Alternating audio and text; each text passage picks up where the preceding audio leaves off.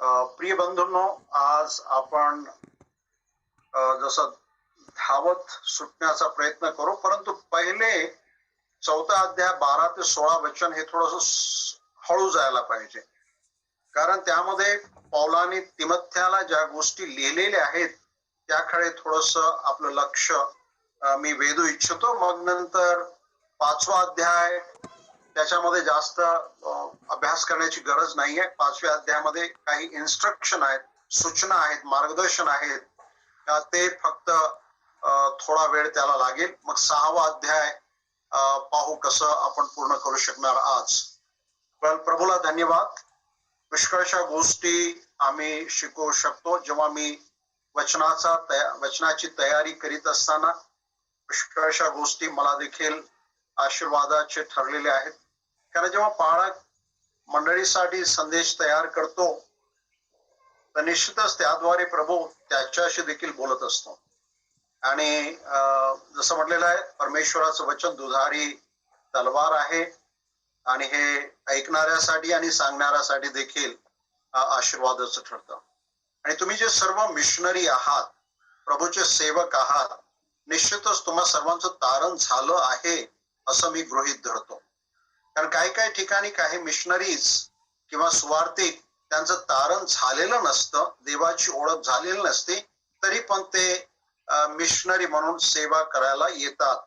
कारण असे प्रसंग हे पुष्कळ ठिकाणी पाहिलेले आहेत. इव्हन आता संस्थेचे नाव सांगणार नाही, परंतु इतर अशा गटामध्ये देखील तारण न झालेले देखील प्रभूची सेवा करायला येतात, कारण त्यांना असं वाटतं की हे काम फार उत्तम आहे. हो, राईट आहे, तुम्ही सांगता खरे आहे. कारण पुष्कळ ठिकाणी आम्ही पाहिलेलं आहे. इव्हन एका मंडळीमध्ये, मुंबईच्या मंडळीमध्ये पाळक, जेव्हा मी आव्हान दिलं, तारणाचं आव्हान, तारणाचा संदेश, तर ते बंधू देखील पुढे आलेत आणि प्रभूचा स्वीकार. तर असे पुष्कळशे लोक आढळतात. म्हणून अनेकदा आपण असं म्हणू नये की सर्व मिशनरी किंवा सर्व लोक तारण झाले. इथपर्यंत मला सांगावं लागतं, एका संस्थेचे बिशप त्यांचं तारण नाही. बिशप आहेत ते, होते, आणि जेव्हा मला सेवेसाठी पाचारण केलं त्यांच्या तरुणामध्ये संदेश देण्यासाठी, तर बिशपचा प्रश्न मला हा होता की कोणता संदेश देणार तुम्ही. मी त्यांना सांगितलं मी तारणाचा संदेश देणार. 3 दिवसाच्या सभा. मग त्या बिशपने म्हटलं नाही म्हणे, तारणाचा संदेश देऊ नका, आमचं सर्वांचं तारण झालं. आम्ही सर्व देवाची लेकरं आहोत, आम्हाला संदेश आता तारणाचा नको, आम्हाला दुसरं काहीतरी सांगा. परंतु देवाच्या आत्म्याच्या प्रेरणेने मी तारणाचा संदेश 3 दिवस सांगितलं. त्याच्यानंतर त्या संस्थेने मला कधीच बोलवलं नाही संदेश द्यायला, कारण पुष्कळ लोकांचं तारण झालं. पुष्कळ लोकांनी रडून पश्चाताप करून प्रभूचा स्वीकार. तर काही मंडळा अशा असतात त्यांना तारणाचा संदेश नको असं वाटतं, कारण त्या पुढाऱ्यांचं तारण झालेलं नसतं, पाळकांचं तारण झालेलं नसतं, मिशनऱ्यांचं तारण झालेलं नसतं. काही मिशनरी अमेरिकेतून आलेत, त्यांचे पण तारण झालेले नव्हते. अशी काही मिशनऱ्यांची उदाहरणे आहेत. फक्त त्यांना म्हणजे भारत देशामध्ये काम करायला जावं, कारण अमेरिका देशामध्ये तसं तेवढं सोपं नाही आहे. कारण जेव्हा मी अमेरिका देशामध्ये गेल्यानंतर मला कळालं, अरे इथलं जीवनच वेगळं आहे. आणि हे लोक अमेरिकेमधून येतात, आमच्या देशामध्ये साहेब साहेबीन म्हणून राहतात. त्यांना बगीचा करण्यासाठी बागवान हवे, त्यांना झाडू पोता करण्यासाठी लोक पाहिजे, त्यांना मग साहेब साहेब साहेब. परंतु अमेरिके देशामध्ये हे साहेब साहेब नाही, हे साहेब स्वतःचे काम स्वतःच करावं लागतं. अमेरिकेमध्ये बागवान नसतो, घरकाम करणारा नसतो, कोणी नसतो. प्रत्येक काम त्याला स्वतःला करावं लागतं. आणि इथे जो साहेब आहे तिथं कोणताही काम करून तो आपला निवारा करतो. मग हे गोष्ट पाहिल्यानंतर मी म्हटलं, ह्या लोकांनी आम्हाला अंधारात ठेवलं, सत्य आम्हाला सांगितलं. काही, सर्वच नाही, काही असे असतात. म्हणून आपण, माझ्या प्रिय भावांनो बहिणींनो, आपण निश्चित करावं तुमचं तारण झालंय की नाही. नाही झालं तर पश्चाताप करून प्रभूला स्वीकार करावे आणि त्याची सेवा खऱ्या मनाने करत राहणं फार आवश्यक आहे. तर प्रभूच्या वचनाकडे आपण पाहत असताना 4था अध्याय बंधू रवी वाचणार 11 ते 16 ही वचने. पहिले तिमोथी अध्याय 4 11 ते 16.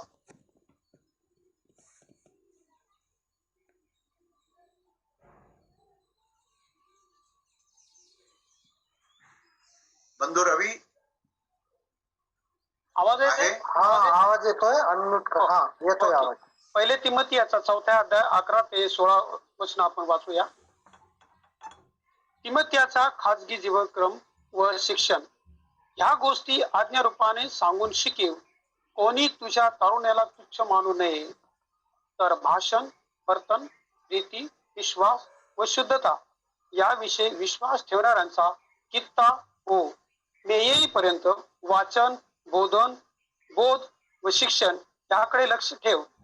तुझ्यावर वडील वर्ग हात ठेवण्याच्या वेळेस संदेशाच्या द्वारे दिलेले असे जे कृपादान तुझ्यामध्ये आहे त्याकडे दुर्लक्ष करू नको. तुझी प्रगती सर्वांस दिसून यावी म्हणून तू ह्या गोष्टींचा अभ्यास ठेव. ह्यात घडून जा. आपणाकडे व आपल्या शिक्षणाकडे नीट लक्ष ठेव.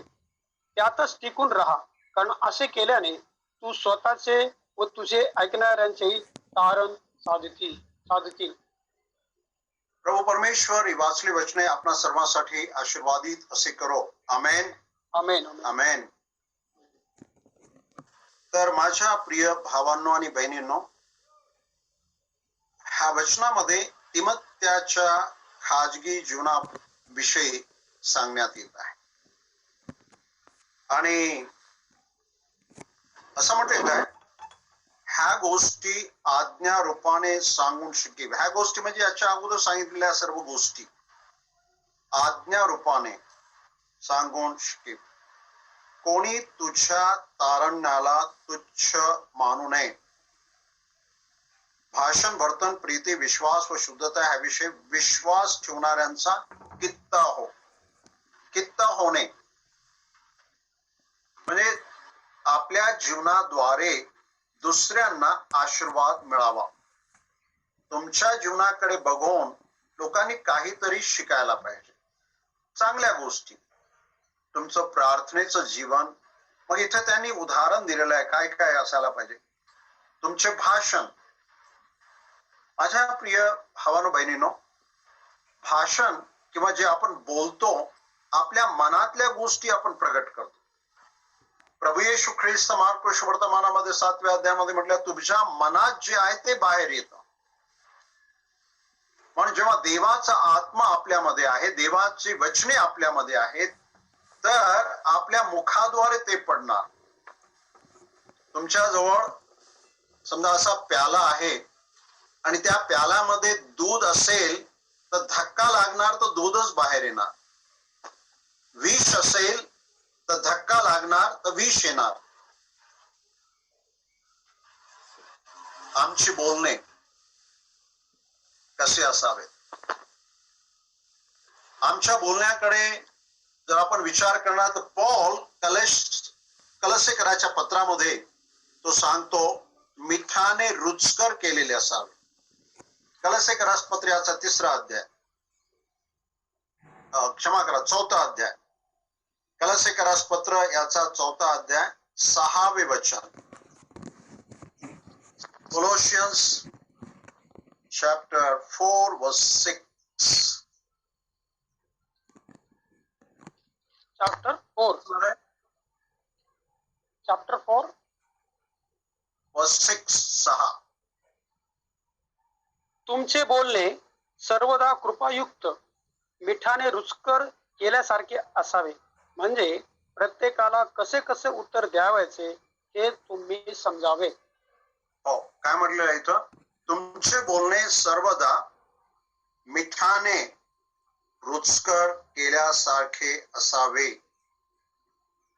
म्हणजे प्रत्येकाला कसकसे उत्तर द्यायचे हे तुम्ही समजावे. मिठाने रुचकर केलेले, कृपायुक्त. इंग्रजीमध्ये असं म्हटलेलं आहे, gracious and season with salt. कृपायुक्त, कारण तुम्ही कृपा प्राप्त केलेले आहात आणि जेव्हा तुम्ही कृपा प्राप्त केले तर निश्चितच तुमच्या मुखाद्वारे कृपेने भरलेले शब्द बाहेर येतात. आणि मिठाने रुचकर केलेले लोणचं खातो आपण. तुम्ही खाता ना लोणचं, मीठ टाकून, आणि मग जेव्हा लोणचं खाणारा लोणचं खातो तर पाहणाऱ्याला काय होतं माहित आहे तुम्हाला? तर माझ्या प्रियबंधू, तुमच्या बोलण्यामध्ये आणि मग प्रभूच्या वचनामध्ये नीतिसूत्र 15:1 मध्ये तुमचे बोलणे मधुर असावे, तुमचे बोलणे मृदू असावे, कारण मृदू बोलणारे कोपाचे निवारण होते. मग पौल इफिसितल्या मंडळीला लिहित असताना त्या पत्रामध्ये त्याने म्हटलेलं आहे, एफेस 4:25 मध्ये, एफेस 4:25 मध्ये, लबाडी सोडून देऊन तुम्ही प्रत्येक जण आपापल्या शेजाऱ्या बरोबर खरे बोला, कारण आपण एकमेकाचे अवयव आहोत. आपले बोलणे खरे असावे, आपले बोलणे रुचकर असावे, आपले बोलणे कृपायुक्त असावे, आपले बोलणे मधुर असावे. आता जेव्हा जर कोणी चुका करतात तर तिथे आपण थोडं जोराने बोलतो, कारण प्रत्येक क्षणाला कसे बोलावे हे निश्चितच आपल्याला शिकवण्यात आलेलं आहे किंवा आपण शिकलेले आहोत ह्या गोष्टी. परंतु प्रयत्न करावे की आपण आपल्या जीवनाद्वारे असे बोलावे की लोकांना आनंद होईल.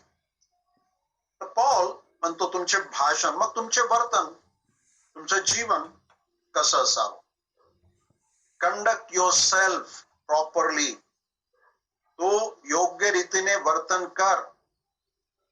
मग ह्या गोष्टी आपल्याला लहानपणापासून शिकवाव्या लागतात. मग भाषण असो, वर्तन असो, प्रीती असो, विश्वास असो, शुद्धता, ह्या गोष्टी तुम्ही लहानपणापासून शिकता. आणि जर नाही शिकला तर प्रभूमध्ये आल्यानंतर हे शिकावे लागेल. मग शिकण्यासाठी आपल्याला काय करावं लागतं? दुसऱ्याकडे बघून तरी शिकावे, देवाच्या भक्तांच्या सहवासात राहून शिकावे, किंवा देवाच्या सानिध्यात जाऊन जास्त प्रार्थना केल्याने देवाचा आत्मा आम्हाला शिकवितो, कारण देवाचा आत्मा तो योग्य शिक्षक आहे. आणि मग आमचे जे सिनियर असते आम्हाला शिकवतात, ते म्हणतात असं वागू नकोस, असं बोलू नकोस, अशा रीतीने आपण राहावे. मग आपली प्रीती, देवावर आपली प्रीती आणि एकमेकावर आपली प्रीती. मग आपला विश्वास, देवावरचा विश्वास हा खंबीर असावा. पुष्कळ लोकांचा विश्वास खंबीर नाही. सेवक वर्ग, पाळक वर्ग, मिशनरी. म्हणून मी जसं काल बोलत असताना सांगितलंय की प्रत्येकदा जे मिशनरी ज्याने प्रभूचा अनुभव घेतला, जो पाळक प्रभूचा अनुभव घेतला, तो प्रभूवर विसंबून राहतो. मग आपल्या सर्व गरजेसाठी, सर्व आपल्या गरजा, लेकरांच्या गरजा, त्यांच्या शिक्षणाच्या गरजा.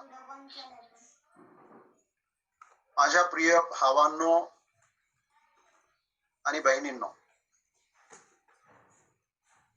जसं काल आपण पाहिलेलं आहे, द्रव्यलोभ, पैशाच्या साठी खोटे बोलू नका. पैशासाठी जे खोटे बोलून पैसे कमवितात, थोड्या वेळासाठी तुम्हाला ते प्राप्त होतो, परंतु नंतर त्याचा परिणाम तुम्हाला, तुमच्या लेकरांना मिळतो. अहो, आम्ही आमच्या जीवनामध्ये पुष्कळ कष्टातून गेलो, पुष्कळ म्हणजे पुष्कळ. त्याची जर मी सविस्तर सांगू लागलो तर पुष्कळ वेळ लागेल. लेकर, मी, माझं कुटुंब, परंतु आम्ही कधी कोणाला सांगेना, प्रभूच्या चरणी ज्यांनी त्यांनी पाठवलं. कधी कधी लेकरांच्या शिक्षणाची फीस द्यायला पैसे नसायचे माझ्याकडे. प्रार्थना करायचो, प्रभू तुझी इच्छा पिता, परमेश्वरा तुला माहित. एकदा तर शाळेच्या प्रिन्सिपलने आम्हाला लेटर पाठवलं, तुमच्या मुलांचे 4 मुलं होली फॅमिली स्कूल शाळेमध्ये शिकतात, इंग्रजी मीडियम, आणि मग त्यांना फीस द्यायचे आहेत. 12च्या आतमध्ये देणार तर बरं, नाही तर मग तुमच्या लेकरांना आम्हाला बाहेर उभे करावं लागेल. आम्ही प्रार्थना केली. 11 वाजले, काहीच नाही. मी म्हटलं देवा तुझी इच्छा, तुझ्या हाती सोपवलेलं आहे प्रभू. 11:15 आमच्याकडे 2 स्त्रिया प्रार्थनेला आल्या. बोले ब्रदर आमच्यासाठी प्रार्थना करा. मग त्यांच्या गरजा त्यांनी सांगितल्या, प्रार्थना केली, आम्ही थोडं बोललो. आम्ही माझं मन म्हणजे त्या गोष्टीचा विचार करत होता की 12 वाजच्या अगोदर कसंही करून प्रभू तू माझी व्यवस्था कर. प्रार्थनेत होतो, पण प्रार्थना झाल्यानंतर संभाषण चालू होतं, पण माझी डोळे त्या घड्याळाकडे होती की 12च्या नंतर माझ्या लेकरांना शाळेच्या बाहेर म्हणजे वर्गाच्या बाहेर उभे ठेवतील. 11:15 त्या दोन्ही स्त्रिया जाण्यासाठी परवानगी मागितली आणि पुढे आम्ही निघालो. निघण्यापूर्वी त्यांनी 2 लिफाफे माझ्या हातात दिले. एक लिफाफा ते बोलले हे चर्च मध्ये दानार्पणामध्ये टाका, दुसरा लिफाफा हा तुमच्यासाठी आहे.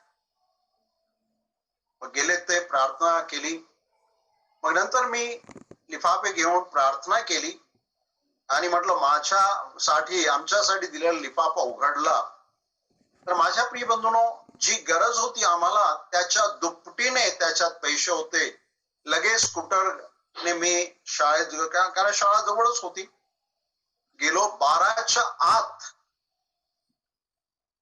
पैसे भरले. असे अनेक उदाहरणे आहेत.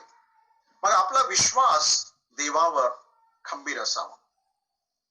माझ्या मुलाच्या ऍडमिशन साठी असा एक प्रसंग आला.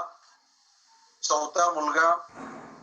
आता मी बाहेर जास्त सेवेसाठी बाहेर जायचो, मला वेळ नसायचा. आणि डिसेंबर मध्ये फॉर्म निघतात ऍडमिशनचे मुंबई शहरामध्ये. म्हणजे जून महिन्यामध्ये ऍडमिशन शाळा सुरू होतं, डिसेंबर मध्ये फॉर्म निघतात, मग सिलेक्शन होतं. आणि मग मी विसरलोच माझ्या शेवटच्या मुलाचं फॉर्म आणण्यासाठी. फेब्रुवारी महिन्यामध्ये अरे म्हटलं याच्या ऍडमिशन साठी आपण काही केलं नाही, जाऊन बघावं. गेलो शाळेमध्ये तर प्रिन्सिपल माझ्याकडे बघतात आणि प्रिन्सिपल काय म्हणतो, अहो आम्ही डिसेंबर मध्ये फॉर्म पाठवले, सर्वांनी भरून आणले, सिलेक्शन झालेले लेकरांची नावं पण आली, आणि तुम्ही आता फेब्रुवारी महिन्यात आला, हे असंभव. मी त्या प्रिन्सिपलच्या समोर बसून एवढंच म्हटलो, मला माझ्या देवावर विश्वास आहे की तो काहीतरी करेल, माझ्या मुलाला ह्या शाळेमध्ये ऍडमिशन मिळेल. तो माझ्याकडे बघत असेल, कोणाला ऍडमिशन झालेत, सिलेक्शन झालेत, म्हटलं काय हरकत नाही, मी प्रभूशी प्रार्थना करणार. म्हणजे तो दांडगा विश्वास तुमच्यामध्ये आणि माझ्यामध्ये असायला पाहिजे. मग मी बाहेर जाऊन बसलो. ऑफिसच्या बाहेर, प्रिन्सिपलच्या ऑफिसच्या बाहेर बसलो, तर त्या ऑफिस मधली एक बहीण, एक क्लार्क, ती बाहेर येते आणि ती मला म्हणते, नायक साहेब तुम्ही इथे का बसला? ती मला ओळखते, कारण तिच्यासाठी मी प्रार्थना केली काही महिन्यापूर्वी काही कारणासाठी. मी म्हणालो अशा कारणाने मी इथे आलो आहे. ती काय बोलते, बसा तुम्ही, मी आता जाऊन बोलते प्रिन्सिपलला. ती गेली आतमध्ये आणि फॉर्म घेऊन आला. म्हणजे आत्ताच भरून द्या, आत्ताच सिलेक्शन होणार तुमच्या मुलाचं. तिथेच भरून दिलं, सिलेक्शन पण झालं आणि बोलले ओके बाय, तुमच्या मुलाचं सिलेक्शन झालंय. आता ही लिस्ट कॅन्सल करून आम्ही दुसरी लिस्ट लावणार, तिथं तुमच्या मुलाचं नाव येणार. हालेलुया. तर सांगायचं तात्पर्य, देवावर विसंबून राहणे, विश्वास. आणि एक गोष्ट लक्षात ठेवा, त्या फॉर्मचे पैसे सर्वांकडून 100 रुपये घेतले होते, माझ्याकडून एक पैसा पण घेतला नाही. तुमचा विश्वास कोणावर आहे? देवावर आहे की लोकावर आहे? अहो लोकावर असणार तर त्यांना वारंवार फोन करून सांगावं लागतं, अहो मला गरज आहे, मला पैशाची गरज आहे, मला एवढे रुपये पाहिजे, मला असे पाहिजेत, माझ्या लेकराच्या शिक्षणासाठी, माझ्या ह्याच्यासाठी, माझ्या त्याच्यासाठी, माझ्या मेडिकलसाठी, माझ्या ह्याच्यासाठी मदत करा, मदत करा, मदत करा. तो बिचारा ज्याला तुम्ही फोन करताय त्यांच्या पण गरजा असतात ना. मिशनरी जो कोणी आहे तो मला फोन करून फार त्रास देत आहे. देवाला कधी त्रास होणार नाही. देवाला कधीही हाक मारा, केव्हाही हाक मारा. मग तुमचे भाषण, तुमचे वर्तन, तुमचा विश्वास, तुमची प्रीती, तुमची शुद्धता ह्या विषयी विश्वास ठेवणाऱ्यांचा कित्ता व्हायला पाहिजे. आपण कित्ता व्हायला पाहिजे. कित्ता होण्यासाठी त्याग करावं लागतं माझ्या प्रिय भावांनो. जर तुम्हाला दुसऱ्यांसाठी कित्ता व्हायचा आहे ना, तर त्याग करावं लागतं, नाही तर कित्ता होऊ शकत नाही तुम्ही. मी अनेक पालकांना म्हणतो, मंडळीतल्या लोकांना कर्ज कधी मागू नये. मी अजून आतापर्यंत कधी मंडळीच्या लोकांना किंवा इतरांना कर्ज मागितले नाहीत. कारण कर्ज मागणारा, कर्ज घेणारा, कर्ज देणाऱ्याचा गुलाम किंवा दास होतो, त्याच्या अधिकारात राहावं लागतं. आणि समजा आपण कर्ज मागितलेच आणि तुमच्या एका मेंबरने कर्ज दिला आणि तो पुलपीट वरून तुम्ही उभं राहून सांगता, देव गरजा पुरवितो, देव सहाय्य करतो, देवाला सर्व शक्य आहे. तो प्रश्न करतो, मग शक्य आहे तर तुम्ही मला कर्ज का मागितलं? कळत आहे? आणि कर्ज जर आम्ही वेळेवर देणार नाही, तर तो सदस्य जो चर्च मध्ये बसलेला असतो त्याच्याकडे बघून तुम्ही संदेश देऊ शकत नाही. तुम्ही दुसरी खिडकीच्या बाहेर बघावं लागेल तुम्हाला संदेश देताना. आणि तो एवढंच पाहणार, तुमच्या डोळ्यात डोळा घालून पाहण्याचा प्रयत्न करतो की बाबा माझे पैसे कधी देशील तू. संदेश तर फार मोठे सांगतो.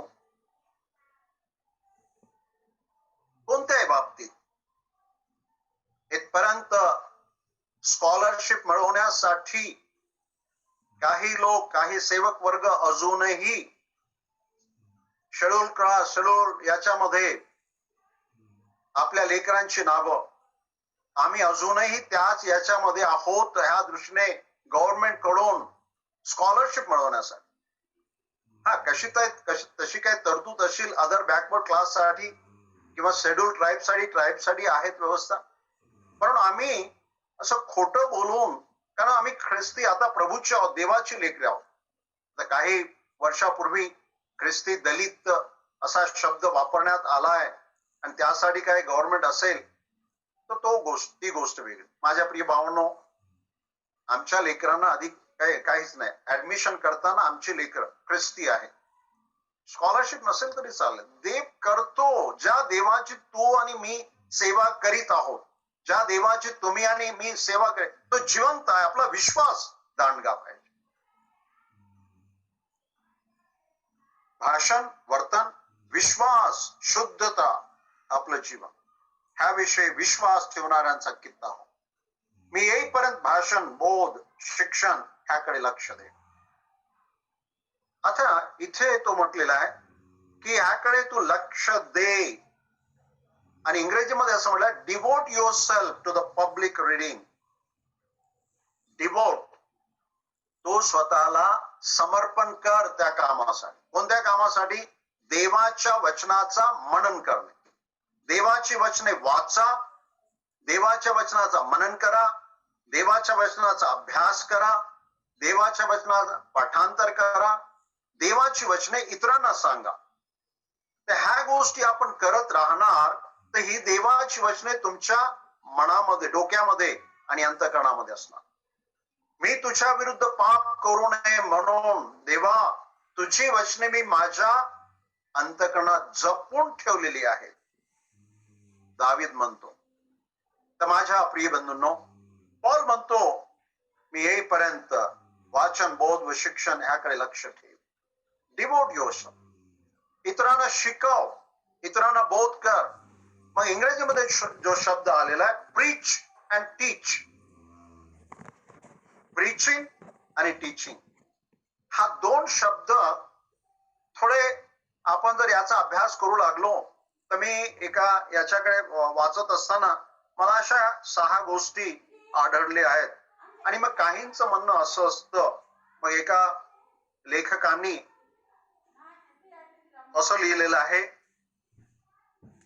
प्रीचिंग म्हणजे फार जोमाने संदेश द्यायचा असतात, जोमाने, जोराने, मग ओरडत असं करायलाच पाहिजे. मग काही लोक त्या आपल्या पुलपीट वरती फार जोराने मारतात. असं पाहिलं असेल तुम्ही काय काय संदेश, आरडाओरड कधी कधी होऊ लागतो. परंतु टीचिंग शांतीने बसून शांतीने शिकविण्यात येतो असं काही वेळा सांगण्यात येतात. प्रीचिंग हे पुष्कळदा वैयक्तिक रीतीने संबंध जोडण्यासाठी किंवा दैवी संदेश भविष्यवाणी ह्या संदर्भात होऊ लागतं. टीचिंग शिकविणे पवित्र शास्त्राच्या वचनाचा उलगडा करून सांगत जाणे असे सांगतात आणि त्याच्यात तथ्य असेल. प्रीचिंग असं म्हटलेलं आहे, प्रीचिंग मुळे फार आवेशाने जेव्हा संदेश देण्यात येतो मनुष्याच्या अंतकरणाला लागावा, परंतु शिक्षण हे कधी कधी ज्ञानासाठी आहे असं सांगण्यात येतं. संदेश देणे काही वेळा बहुतेक वेळा एक टॉपिकल, लोक टॉपिक घेतात, एक विषय घेतात, त्या विषयावर संदेश देतात. म्हणून मी अनेकदा मंडळीतल्या अनेक पाळक वर्गांना हे सांगतो, विषय घेऊन संदेश न देता पवित्र शास्त्राचा एक भाग निवडून त्याला विषय द्या, त्या संपूर्ण भागाला. जसं आज 12 ते 11 ते 16 वचन, मग ह्या 11 ते 16 वचनाचा अभ्यास करत असताना त्याला जो शीर्षक दिलेला आहे ते शीर्षक जसं पवित्र शास्त्रामध्येच आहे, तिमत्याचं खाजगी जीवनक्रम आणि शिक्षण. मी माझ्या शीर्षकामध्ये म्हटलेलं आहे, instruction to Timothy for his personal life. मग शिकवित असताना किंवा संदेश देत असताना ह्या 11 ते 16 वचनावर पूर्ण रीतीने जोर देण्यात येतो. परंतु एक ठराविक विषय घेऊन, जसा प्रीती किंवा भाषण किंवा वर्तन, असा एक विषय घेऊन जेव्हा आपण संदेश देतो तर संदेश देणारा काय करतो, त्या विषयाला अनुरूप असे पवित्र शास्त्रातील रेफरन्स तो जुन्या करारात नव्या करारात शोधून आपल्या विषयाला दुजोरा देण्यासाठी त्या वचनाचा वापर करतो. पण पुष्कळदा असं घडतं, तुम्ही तुमच्या विषयाला सपोर्ट करण्यासाठी जी वचने निवडलेली आहेत ती वचने तुम्ही त्या पॅसेज मधून किंवा त्या भागामधून त्याच्या संदर्भातून बाहेर काढलेला आहे.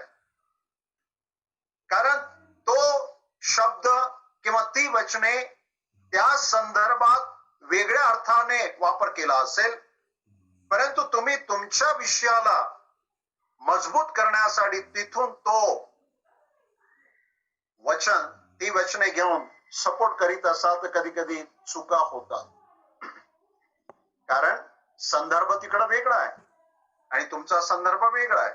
परंतु प्रत्येक संदर्भाला ती वचने आपण घेऊन सांगतो तर कदाचित चुकीचं पण होऊ शकतं. म्हणून जेव्हा आपण एक पॅसेज किंवा एक भाग घेतो त्या भागाचा अभ्यास करावा. जसा 11 ते 16 ही वचने, मग 11 ते 16 ही वचने याच्यामध्ये काय काय म्हटलेलं आहे तिमोथ्या विषयी त्याचा विचार आपण करावा. मग ते आपण शिकवावा, म्हणजे आपल्याला पूर्ण संदर्भासह ह्या शब्दाचा किंवा वचनाचा अर्थ समजू लागतो. प्रीचिंग असं म्हटलेलं आहे, प्रीचिंग कधी कधी योग्य रीतीने सादर करण्यात यावा आणि योग्य रीतीने सादर होतो. परंतु टीचिंग मध्ये थोडस कन्फ्युजन किंवा कॉम्प्लेक्स असं म्हटलेलं आहे, म्हणजे पुष्कळशा गोष्टी शिकवाव्या लागतात. संदेशामध्ये तसं नसतं. संदेशामध्ये एक भाग घेतला त्याला उलगडा करून सांगणे, अशा रीतीने काही लोकांचे मन आहे असे लेखक त्या लिखाणामध्ये सांगतो. परंतु पुढे तोच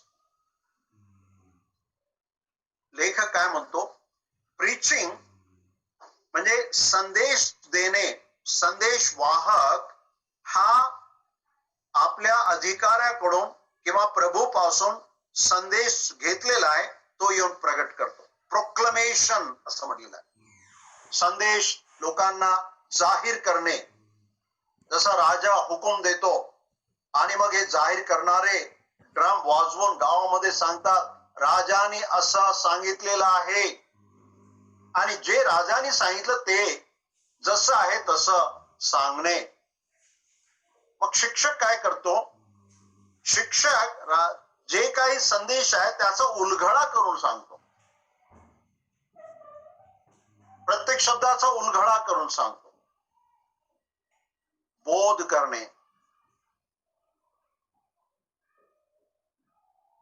संदेश प्रभू येशू ख्रिस्ताची सुवार्ता सांगणे.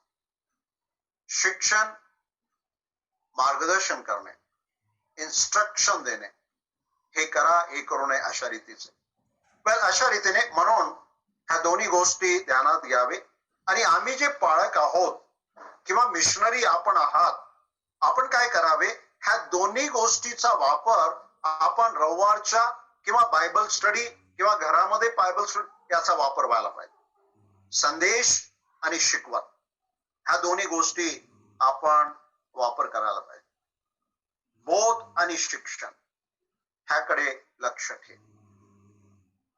माझ्या एका प्रोफेसरनी अनेक वर्षापूर्वी बायबल कॉलेजमध्ये, तो जॅपनीज प्रोफेसर होता, त्याचं म्हणणं असं होतं की भारत देशामध्ये पाळक लोक फक्त प्रीचिंग करतात, शिकवत नाहीत. म्हणून मंडळ्या विश्वासामध्ये अशक्त आहेत आणि देवाच्या वचनामध्ये त्यांना काही माहिती नाही. मंडळीतल्या सभासदांना काही माहित नाही, कारण संदेश वाहक बम बम बम बम बम सांगून जातो. फार चांगला संदेश होता, आणि शिकवण काही मिळाली नाही त्याद्वारे. कळत आहे मी काय बोलत आहे? तर माझ्या प्रिय बंधूंनो, आपण आपल्या मंडळीतल्या लोकांना शिकवावे, शिकवण द्यावी.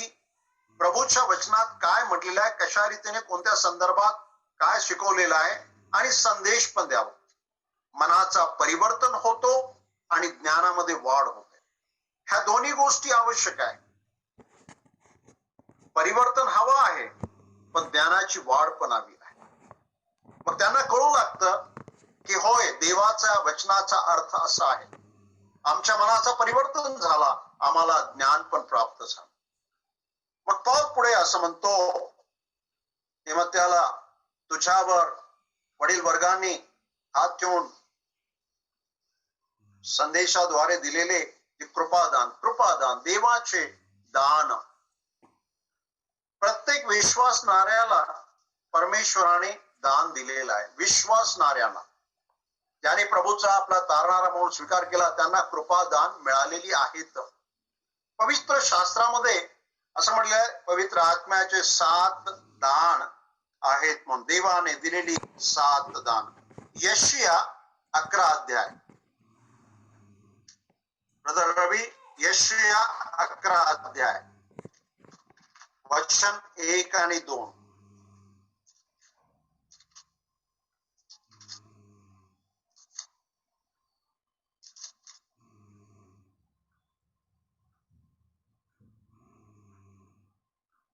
यशिया 11 अध्याय, वचन 1 आणि 2.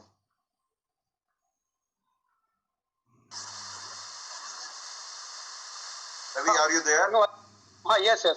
इशियाच्या बुंद्याला दुबारा फुटेल, त्याच्या मुळातून फुटलेली शाखा फळ देईल. परमेश्वराचा आत्मा, सुज्ञानाचा व समंजसपणाचा आत्मा, सुसंकल्पाचा व सामर्थ्याचा आत्मा, परमेश्वराच्या ज्ञानाचा व भयाचा आत्मा त्याजवर राहील. म्हणजे येस, थँक्यू. म्हणजे ह्या वचनामध्ये 7 असे दान सांगण्यात आलेलं आहे. असं म्हटलंय, सुज्ञाचा, बुद्धी ज्ञानाचा. आणि याला असं म्हटलेलं आहे की हे सर्वात महत्वाचं आहे. म्हणून सॉलोमन राजाने परमेश्वराला म्हटलं, मला ज्ञान, बुद्धी हवे, विजडम. इंग्रजीमध्ये विजडम म्हटलेलं आहे. तर हे आपल्याला हवा, समंजसपणाचा. आता ह्या प्रत्येक गोष्टीला आपण थोडा जास्त वेळ देऊ शकला असता, परंतु वेळ नसल्यामुळे मी थोडं धावपळ करणार. आपल्याला ज्ञान हवे, आणि हे कोणतं ज्ञान? वरून येणार ज्ञान. याकोबाचे पत्र 3रा अध्याय वाचूया आपण. वरून येणार ज्ञान. कारण 2 प्रकारचे ज्ञान आहे, पृथ्वीवरील ज्ञान आणि स्वर्गीय ज्ञान. ह्या दोन्ही ज्ञानाबद्दल याकोब काय म्हणतो ह्याकडे आपण पाहणार आहोत. याकोबाचा पत्र 3रा अध्याय 14 ते वचन 18. 14 ते 18. याकोबाचं पत्र 3रा अध्याय 14 ते 18. पण yes hello yes yes hello yes yes thank you. हा. पण तुमच्या मनात तीव्र मत्सर व तट पाडण्याचा स्वभाव आहे, तर ताठा मिरू नका व सत्याविरुद्ध लबाडी करू नका. हे ज्ञान वरून उतरत नाही, तर ते ऐहिक, इंद्रियजन्य, शैतानाकडले आहे. कारण जेथे मत्सर व तट पाडण्याचा स्वभाव आहे, तेथे अव्यवस्था व प्रत्येक कुकर्म आहे.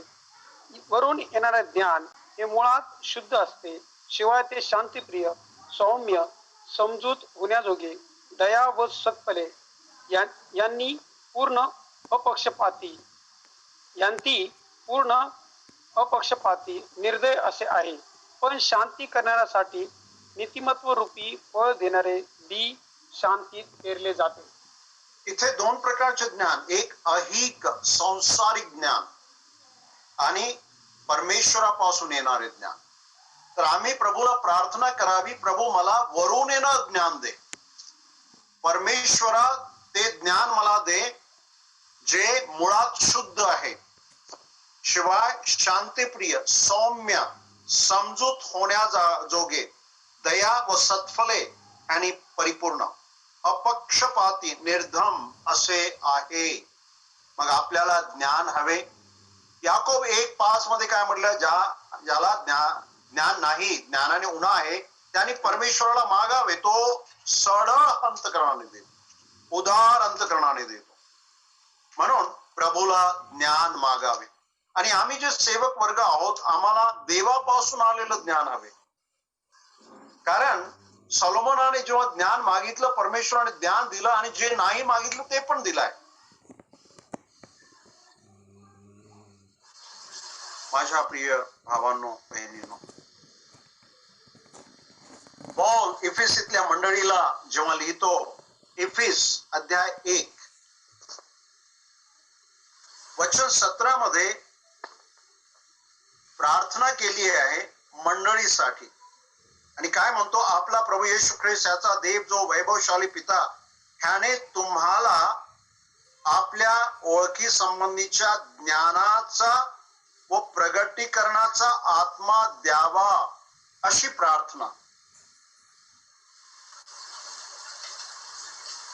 स्पिरिट ऑफ विजडम, इंग्रजीमध्ये spirit of wisdom and revelation असं म्हटलेलं आहे. तर माझ्या प्रिय बंधूंनो, आपल्याला ते ज्ञान हवे आहे. कोणते ज्ञान? ते प्रभूपासून आपल्याला प्राप्त होतात.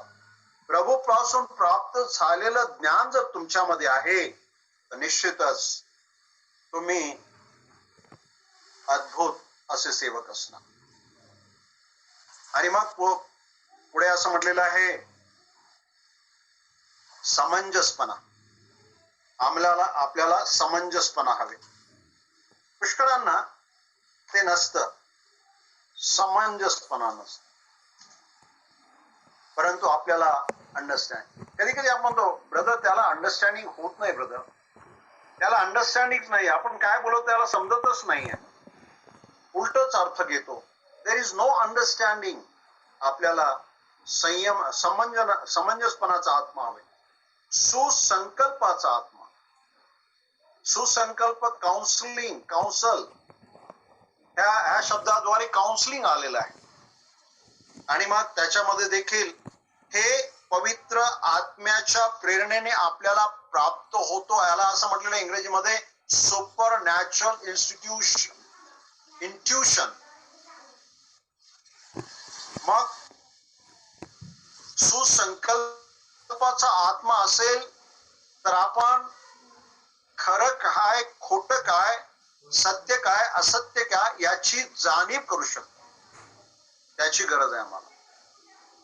सुसंकल्प सामर्थ्याचा आत्मा.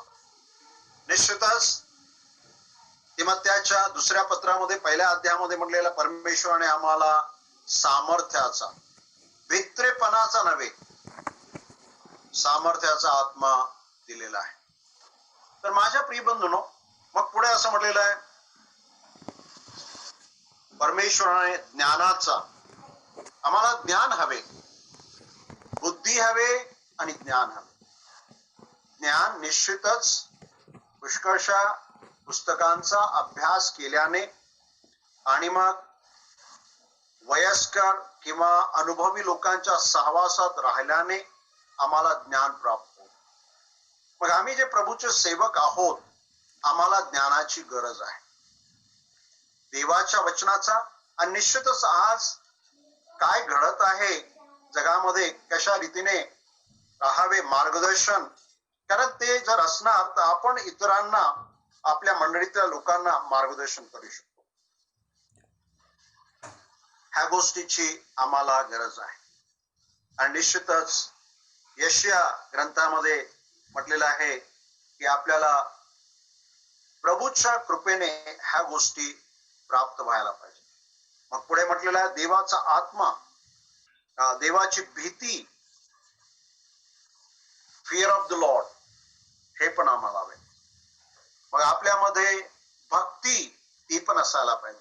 मग ह्या सर्व गोष्टी यशयाने लिहिलेल्या आहे. आणि मग पॉल काय म्हणतो, पॉल तो जेव्हा करिंथीतल्या मंडळीला लिहित असताना, करिंथीतल्या मंडळीमध्ये प्रॉब्लेम होते, तर ते त्या समस्या जाणून पौलाने त्यांना मार्गदर्शन केले आहे की आत्मा, प्रभूचा आत्मा आपल्याला हवे आहे.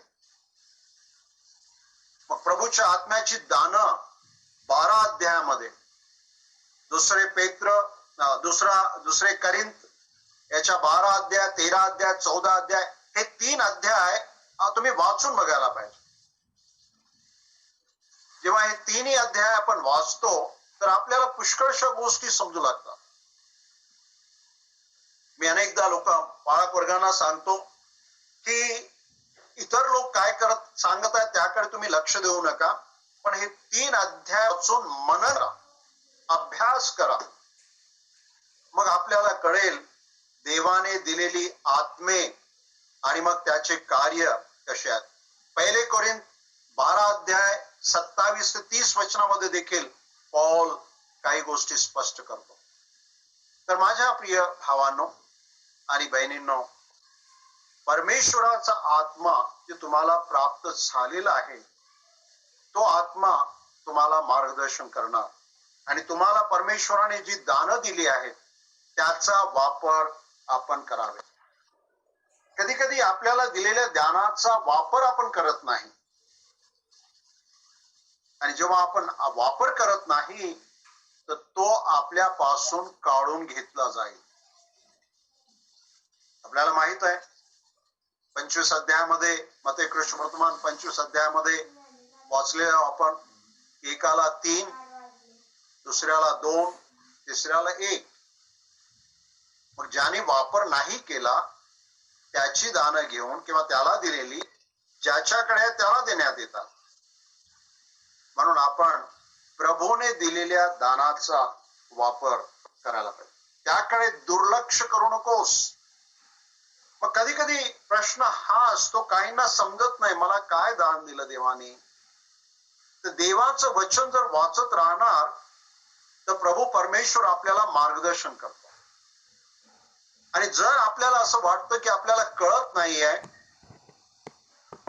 तर आपण लोकांना विचारावे, आपले मित्र असतील किंवा सिनियर असेल त्यांना विचारा की मला कोणतं दान आहे असं वाटतं तुम्हाला. मग ते सांगतील तुम्ही हे करू शकता. म्हणजे काही काही वेळा आम्हाला सांगावं लागतं, तुला हे दान नाही रे बाबा, तू करू नकोस, जे तुला करायला नाही सांगितलं ते का करतोस. संदेश असे अनेकदा झालेले, पण एकदा त्या संदेशामध्ये बोलून गेलो. मी संदेश देता देता मी बोललो आय एम ब्लेस्ड. मी संदेश देता देता मला इतका आशीर्वाद मिळाला आणि मी बोलता बोलता ऐकणाऱ्यांना सांगितलं मला पण फार आशीर्वाद मिळाला. म्हणजे आम्ही जे बोलत असतो तयारी करतो पण पवित्र आत्मा मार्गदर्शन करतो. आणि काही वेळा तयारी केलेले आम्ही विसरून जातो. देवाचा आत्मा त्याच रुळावरती आम्हाला नेतो, नवीन गोष्टी शिकवितो आणि लोकांना पण म्हणतं आजचा संदेश फारच चांगला होता. आजच्या संदेशाद्वारे माझं जीवन बदललेलं आहे. फक्त कानासाठी संदेश चांगला नाही, जीवनामध्ये परिवर्तन झालेला संदेश चांगला. माझ्या बंधूंनो भगिनींनो, तुम्ही स्वतःकडे लक्ष द्या, तुमच्या शिक्षणाकडे लक्ष द्या.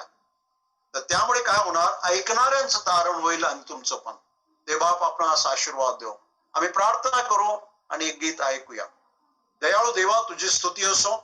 ते वचन आम्ही ऐकलेलं आहे, त्या वचनाद्वारे तू अनेकांशी बोललेला आहेस, त्याबद्दल तुला धन्यवाद. हे पवित्र आत्मा तू आम्हा प्रत्येकांना स्वतःच्या ताब्यात ठेव, तुझ्या इच्छेने चालेल, येशूच्या नावाने आमेन. गाणे एक विशेष गीत. Yes.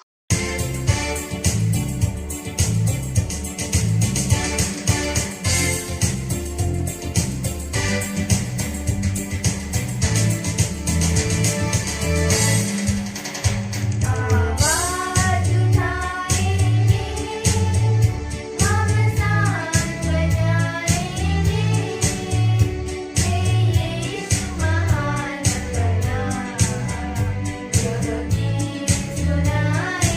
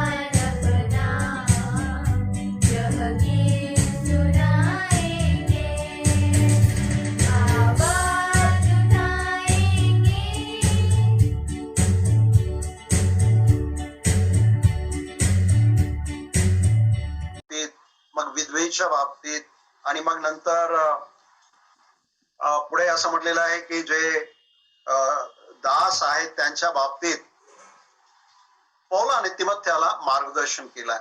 मग त्याच्यामध्ये मी जास्त काही सांगणार नाही, परंतु एक दोन गोष्ट लक्षात घ्यायला पाहिजे. कारण आजच्या परिस्थितीला जर आपण पाहणार, आजच्या परिस्थितीमध्ये अनेक ठिकाणी वयस्कर लोकांना थोडं त्रास होत आहे असे आपण पुष्कळदा न्यूजपेपरमध्ये वाचत असतो. आणि मंडळी या नात्याने आम्ही आपल्या वचनाप्रमाणे चालण्याचा प्रयत्न करावा. वडील माणसाला टाकून बोलू नका. आमच्या मंडळीमध्ये आम्ही सिनियर सिटीजन डे साजरा करतो. म्हणजे जितके सिनियर सिटीजन आहेत 60 वर्षापेक्षा वर, त्यांना त्या दिवशी फार उत्तम रीतीने त्यांचा आदर सत्कार आणि मग त्यांना थोडी संधी, म्हणजे त्यांना मंडळीमध्ये मान आहे याची जाणीव, आणि मग त्यांची काळजी कशा रीतीने घ्यावी, आणि मग त्यांना हेही मार्गदर्शन करत असतो मी की आपण जितके जे सिनियर आहोत, आपली प्रॉपर्टी कधी आपल्या लेकरांच्या नावाने आपण जिवंत असताना देऊ नये. आणि सोने चांदी जर आहेतच तर तेही देऊ नका. कारण अशी घटना एक घडलेली आहे मुंबई अंधेरीमध्ये. एका मंडळीतल्या सभासदाची आहे. ते आमच्या मंडळीचे नाहीत, परंतु आमच्या शेजारी असल्यामुळे त्यांचं येणं जाणं असायचं. मी त्यांच्याकडे जायचो, आणि त्या बाईचा नवरा मेला, आणि मग ती एकटी फार म्हातारी, तिला एकच मुलगी, आणि ती मुलगी मध्य प्रदेश मध्ये राहत होती. ती आपल्या आईला म्हणाली, आई हा फ्लॅट जो आहे ना तो विकून टाक, आणि मग आपण सर्व इंदोर मध्ये मध्य प्रदेश मध्ये जाऊन राहणार. आणि मग आईने आपल्या मुलीची, कारण मुलगी एकुलती एक मुली ज्याप्रमाणे सांगितलं त्याप्रमाणे तिने केलं, आणि हे सर्व विकून मुलीच्या खात्यामध्ये पैसे टाकले. कारण ह्या आईच्या खात्यामध्ये मग बँकेला जाणे हे जाणे अशामुळे ते टाकले. 1 महिना ती आपल्या मुलीच्या घरी होती. मुलगी आणि मुलीच्या नवऱ्यानी, जावयाने, दोघांनी तिला हाकलून लावलं. रिकाम्या हाताने ती अंधेरीला आली, आमच्याकडे आली, म्हणाली, पास्टर ऐसा हो गया, मैं क्या करूं. मी मग तिला म्हणालो, तुम्ही तुमच्या मंडळीतल्या पालकांना सांगा. आता काही करू शकत नाही. पैसे सर्व तुम्ही तुमच्या मुलीच्या खात्यात टाकलात आणि ती हाकलून लावली, काहीच करू शकत नाही. आता मंडळी काही मदत करत असेल तर बरं आहे. तर अशी पुष्कळशी उदाहरणे आढळतात. म्हणून मी अनेकदा सांगत असतो, जे सिनियर आहेत, रिटायर्ड झालेत, अशा लोकांना हा सल्ला देत असतो, त्यांना मान द्यावा. मग ह्या सिनियर लोकांच्या काही भावना कशा असतात त्याबद्दल देखील लोकांना सांगण्याचा प्रयत्न कर. मी मंडळीमध्ये शिकवतो की जेव्हा रिटायर्ड झाल्यानंतर त्याची मानसिक स्थिती कशी असते ह्याकडे लक्ष द्यायला पाहिजे. दोन्ही कारण आहेत त्याला, एक होकारात्मक एक नकारात्मक. त्या गोष्टीचा देखील विचार आपण करायला पाहिजे, आणि आपण आपल्या मंडळीमध्ये ही शिकवण द्यायला पाहिजे. त्यामुळे मग मंडळीतल्या लोकांना, कारण रिटायर्ड झाल्यानंतर व्यक्ती चिडचिड जास्त करतो, त्याला कारण आहेत, पुष्कळशी कारण आहेत त्याला. म्हणून ही शिकवण पौल म्हणाले, वडील माणसाला टाकून बोलू नकोस. आता काही ठिकाणी अरे म्हाताऱ्या तुला काय कळतं असे म्हणणारे लेकर पण पाहिलेत मी. त्यांना दटावून सांगतो, अरे तू पण एकदा म्हातारा होशील ना, मग तुझी लेकर तशीच म्हणणार तुला. आता वेळ नाहीये पुष्कळशा गोष्टी मला इथं सांगायला, परंतु एक आहे, त्याला बापा समान समजून बोध कर. तरुण बंधूस त्याला बंधू समान. मग वडील स्त्रिया, म्हाताऱ्या, रिटायर्ड झालेल्या स्त्रिया, त्यांना माते समान. तरुण स्त्रियांना बहिणी समान. म्हणजे हे मार्गदर्शन पौलाने तिमोथेला दिलेलं आहे की तिमोथी तू अशा रीतीने वाग. आणि निश्चितच माझ्या प्रिय बंधूंनो, आम्ही जे प्रभूचे सेवक आहोत जेव्हा अशा रीतीने वागतो तो त्यांना फार आनंद होतो. अहो, इतका आनंद होतो की ते तुम्हाला घरी जेवायला बोलवतात आणि मग प्रेमाने तुमच्यावर, जर तुम्ही वयाने फारच लहान आहात तर तुम्हाला स्वतःचा मुलगा मुला समान किंवा मुली समान ते तुम्हाला पाहतात. हा अनुभव मला आलेला आहे. तर प्रिय भावांनो बहिण, वचनात ज्या गोष्टी दिलेल्या आहेत त्याकडे आपण लक्ष द्यायला पाहिजे. वचनाप्रमाणे जर आपण करणार त्याचं प्रतिफळ आपल्याला मिळणारच. मग विधवेंच्या बद्दल मार्गदर्शन करतो. विधवा वय 60 वर्षापेक्षा जास्त असेल तर त्याच्याबद्दल, मग तिचं कुटुंब आहे, लेकरं आहेत, कुटुंब म्हणजे लेकरं, पती नाही, लेकरं आहेत, आणि लेकरांची जबाबदारी आहे की आपल्या आईची किंवा सासूची काळजी घ्यावी. परंतु पुष्कळ ठिकाणी जमत नाही. जसं आता आम्ही कर्नाटकामध्ये एक मंडळी आहे आमची, त्या मंडळीमध्ये काही विधवा आहेत आणि काही पुरुष मंडळी आहे ज्यांना पत्नी नाहीत. फार फार वाईट स्थिती. त्यांची लेकरं त्यांना खेड्यात सोडून शहरामध्ये घेऊन जाऊन सेटल झालेत. अशा लोकांसाठी आम्ही मंडळी करून व्यवस्था केली आहे की दर महिन्याला त्यांना रॅशन द्यावं, त्यांची काळजी घ्यावी. परंतु जर आहेत घरामध्ये लेकरं आहेत तर लेकरांची जबाबदारी आहे. आणि जर लेकरं करत नाहीत तर ते प्रभूच्या वचनात म्हणलेलं आहे, ते निश्चितच त्यांचं तारण झालं नाही असं म्हणावं लागेल. म्हणजे पौल ह्या सर्व गोष्टी ह्या 5व्या अध्यायामध्ये स्पष्ट रीतीने सांगतो. मग त्यानंतर पौल म्हणतो, जर तरुण आहे तर तिला लग्न करायला मार्गदर्शन करावे. कारण तारुण्यामध्ये पुष्कळ पाप होण्याची शक्यता असते आणि लोकांचे दृष्टिकोन वेगळे असतात. मग टीका पुष्कळ होऊ लागतात. मग त्याच्याबद्दल मार्गदर्शन दिलेलं आहे. आम्ही हे सर्व मार्गदर्शन निश्चितच आपण नंतर तुम्ही वाचून बघा. आणि मग नंतर पौल 21 ते 25 वचनामध्ये तिमोथेला बोध करतो.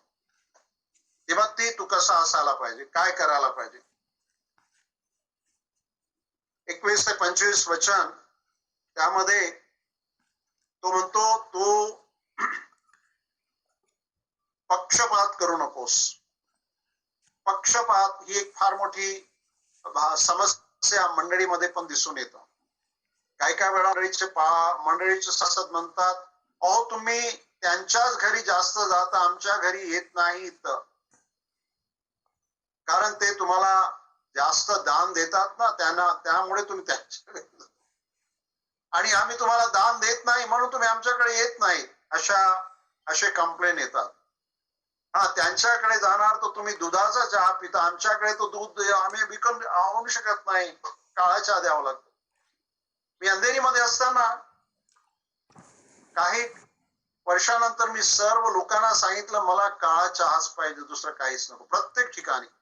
मग काळा चहा कसा करायचा याच्याबद्दल देखील मार्गदर्शन केलं, इथं बँगलोरला देखील. कारण त्यामुळे काय झालं, ज्यांच्याकडे आहे किंवा नाही त्या दोघांना देखील फायदा होईल.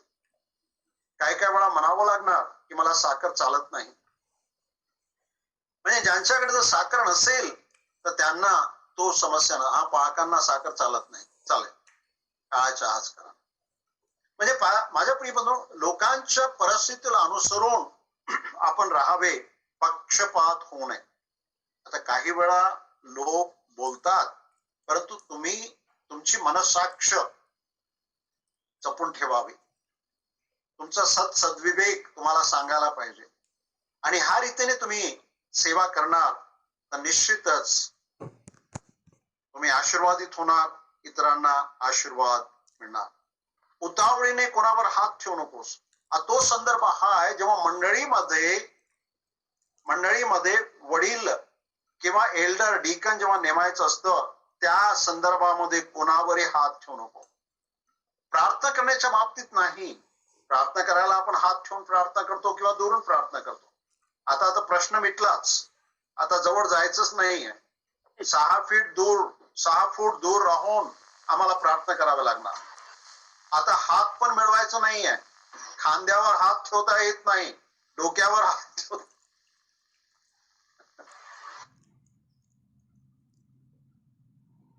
आणि कोणाचं तोंड असतात.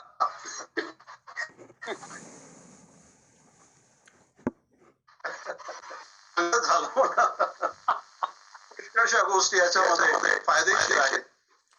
पण माझ्या प्रिय बंधूंनो, दुसऱ्याच्या पापात तुझे अंग असू नये. म्हणजे दुसऱ्याच्या पापात दुसऱ्याने चूक केला ते लपून ठेवू नकोस. तर म्हणजे त्याचा सहभागी तू होणार. दुसऱ्यांचे पाप लपून ठेवणं, त्याला खंडन कर. हे बरोबर नाही. जेव्हा आपण स्वतःच्या डोळ्यांनी जर पाहिलं आहे, आता काही लोक येऊन सांगतात, येऊन सांगणारे, लक्षात ठेवा, येऊन सांगणारे कोण आहेत? येऊन सांगणाऱ्यांचं तारण झालंय का? येऊन सांगणारे चांगले आहेत का? विश्वासू आहेत का? मी अनेकदा सांगतो, सांगणारे पुष्कळ असतात. तर सांगणाऱ्यांचं जीवन चांगलं असेल तर ते लोक तुमच्याकडे येऊन सांगणार नाही. हा सिरियस मॅटर आहे तरच सांगणार, नाही तर कधी येणार नाही ते. पण ते लावालावी करणारे असतात ना, ते सांगत येतात. मग त्यांचं ऐकू नका. कारण पाळक या नात्याने तुम्हाला माहित आहे त्यांचं तारण झालं की नाही. आणि त्यामुळे प्रश्न पुष्कळसे सुटतात. दुसऱ्यांच्या पापात अंग घालून आपणाला शुद्ध राख. फार मोठी गोष्ट आहे. स्वतःला आपण शुद्ध राखण्याचा प्रयत्न करावा. तू पाणीच पिऊ नकोस, थोडं द्राक्षरस पण घे.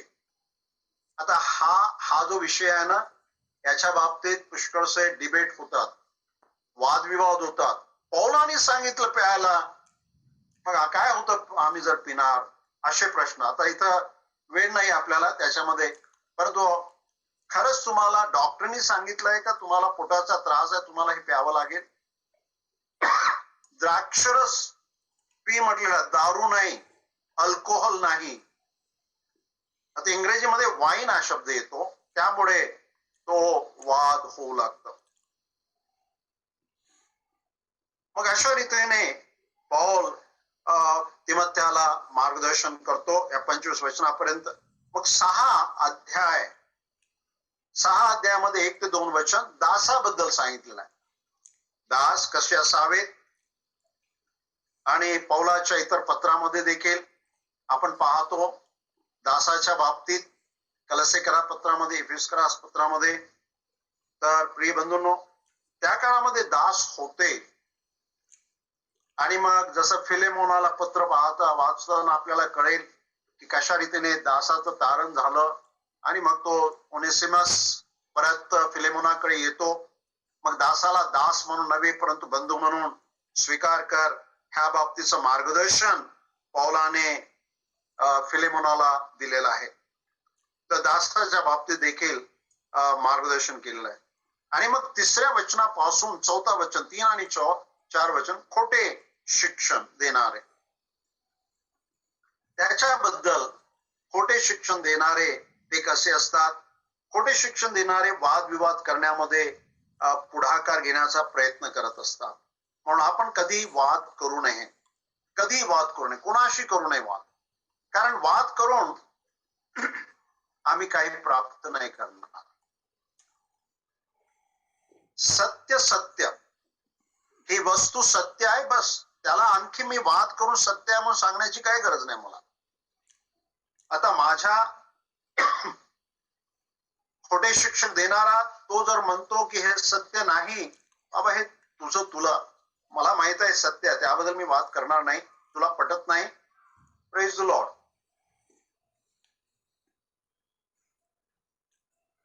शब्दयुद्ध वचनमध्ये ते लोक कसे आहेत त्याच्याबद्दल त्यांना काही कळत नाही. वादविवाद, शब्दयुद्ध ह्यामुळे वेळा बनला आहे, अशा रीतीने पौल त्यांना सांगतो. ह्यापासून शब्दयुद्धामुळे काय असतो, वादविवादामुळे काय असतो, हेवा, कलह, अपशब्द शब्द, दुसऱ्या विषयीचे दुष्ट संयम उत्पन्न होतात. म्हणून प्रयत्न करा, कधीच कोणाशी वाद करू नये. कारण प्रभू म्हणला, मीच मार्ग आहे, मीच सत्य आहे, मीच जीवन आहे. तुला पटतं तर स्वीकार कर, नाही पटतं प्रभूची स्तुती. तिथं आपला धूळ झाळा आणि पुढे निघा. पटवून देण्यासाठी आपण काय करण्याची गरज नाही. आम्ही काय पटवून देणार? देवाचा आत्मा पटवून देतो त्यांना. मग 5 वचनापासून पुढे 10 वचनापर्यंत जगिक धन. आता पुष्कळदा मनुष्य धनवान होण्याची इच्छा करतो. पैसा कमविणे, पैसा पैसा पैसा पैसा. बाळक लोकांना देखील पैसा सर्वांना हवे. पैसा तुम्हालाही हवे, मलाही हवे. मी म्हणत नाही मला हवे नाही. परंतु आम्ही सेवा करत असताना प्रामाणिकपणे जर सेवा करणार, देव देतो माझ्या प्रियबंधूंनो. देव पुरवितो. तो तुमचा पिता आहे. मी मुंबईमध्ये सेवा केली 16 वर्ष. स्वतःसाठी काहीच नाही केलं मी. स्वतःसाठी घर नव्हतं तिथं. 16 वर्षात माझ्याकडे बँक बॅलन्स नव्हते. पुष्कळ लोक म्हणायचे, हो पाळक तुम्ही काहीच नाही केलं, तुमच्या लेकरांसाठी काहीच नाही आहे.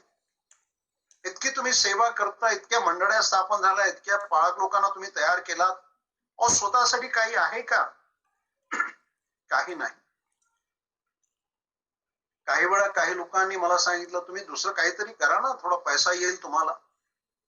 नाही, प्रभूची सेवा मला करायची, मी करत राहणार. प्रिय भावांनो बहिणींनो, प्रभूच्या गौरवासाठी प्रामाणिकपणे रात्रंदिवस सेवा केली हो मी.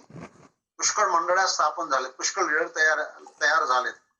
आज जी सेवा कंटिन्यू होत आहे, रेव्हरंड गद्रे यांना माहीत, रवी मस्के यांना माहीत. माझ्याकडे काही नव्हतं आणि आम्ही बँगलोरला आलो. बँगलोरमध्ये मला MTH प्रोग्राम करायचा होता, 2 वर्षाचं बायबल ट्रेनिंग. ह्या 2 वर्षाच्या काळात मी पुष्कळ प्रभूच्या सहवासात, प्रभू दाखव मला आता याच्या पुढे काय करायचं आहे, इथून पुढे आता काय करू मी. म्हणजे पुढील मागे ज्या संस्थेमध्ये सेवा केली, जवळपास 20-25 वर्ष सेवा केली.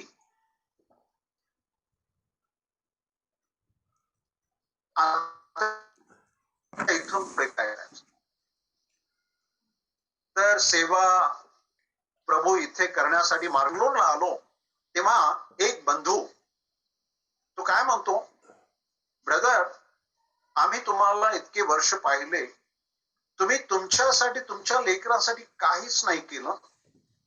प्रभूने मला सांगितलंय की तुम्हाला माझी जमीन आहे, माझी एक प्लॉट आहे बँगलोर शहरामध्ये, मी तुम्हाला गिफ्ट म्हणून देत आहे. म्हणजे कधी त्यांना ह्या गोष्टी मी सांगितल्या नाहीत, पण प्रभू कशा रीतीने करतो बघा. मग त्यांनी ती गिफ्ट मला दिली बँगलोर शहरामध्ये. मग पुढे भक्तीसाठी जागा हवी आम्हाला, प्रार्थना करू लागलो. प्रभूने अमुक व्यक्तीशी बोललं आणि फुकट मध्ये भक्तीसाठी, चर्चसाठी जागा दिली, फुकट. म्हणजे अशा पुष्कळशा गोष्टी. आणि आज 22 वर्ष आम्ही बँगलोर मध्ये आहोत.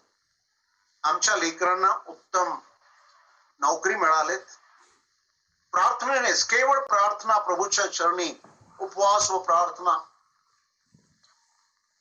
माझा मुलगा परवा मला फोन करून सांगतो, अमेरिके देशात आहेत. तो म्हणाला, बाबा आता मी अमेरिके देशामध्ये घर घेत आहे, स्वतःच घर.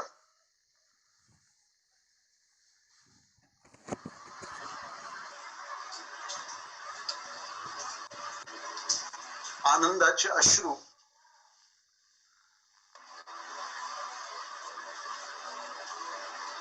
तुम्ही देवावर पूर्ण भरोसा ठेवून जीवन जगा, तो देतो. दुसऱ्या मुलांनी फार मोठी जागा घेतली, काम सुरुवात केली, शाळा सुरुवात केली. दुसऱ्या मुलाला उत्तम नोकरी, चांगला पगार, भरपूर पगार. कधी आम्ही अपेक्षा पण करू शकत नाही.